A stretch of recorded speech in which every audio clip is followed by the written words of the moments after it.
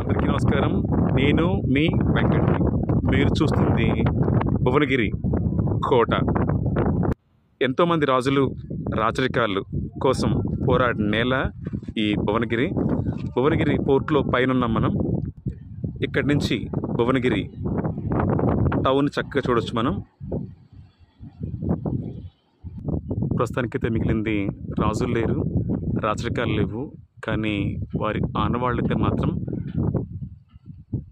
నిలబడినాయి. ఇప్పటికీ రాజకుటుంబీకులు వాడుకోవడానికి ఒక నీళ్ల చెరువులాగా వర్షం పడినప్పుడు ఈ నీళ్లతో నింపేవారు.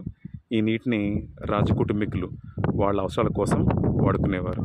సో పోర్ట్ అంతా కూడా పాడైపోయింది, ఇంకొంచెం మాత్రం మిగిలి ఉంది.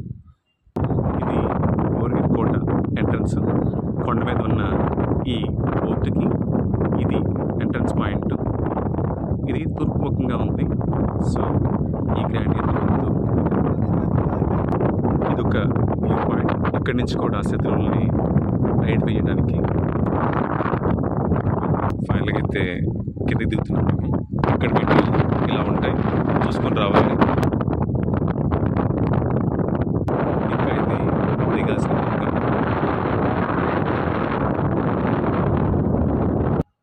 అతిపెద్ద కొండ సగం దాకా దిగాము, ఇంకా సగం ఉంది. ప్రతి చోట కూడా నీరు నిల్వ ఉంచడానికి ఇలా చిన్న చిన్న కొలల్ని ఏర్పాటు చేశారు పోర్ట్ చుట్టూ కూడా. ఈ కొండ మీద దేవాలయాలు 2 ఉన్నాయి. వాటిల్లో ఒకటి పరమేశ్వరునిది, 2 ఆంజనేయ స్వామి వారిది చూడొచ్చు. సో ఇది ఆంజనేయ స్వామి వారి దేవాలయం. జై శ్రీ ఆంజనేయం, ప్రసన్న ఆంజనేయం. ఇక్కడి నుంచి పోర్ట్ వ్యూ చూడొచ్చు ఎంత హైట్లో ఉందో.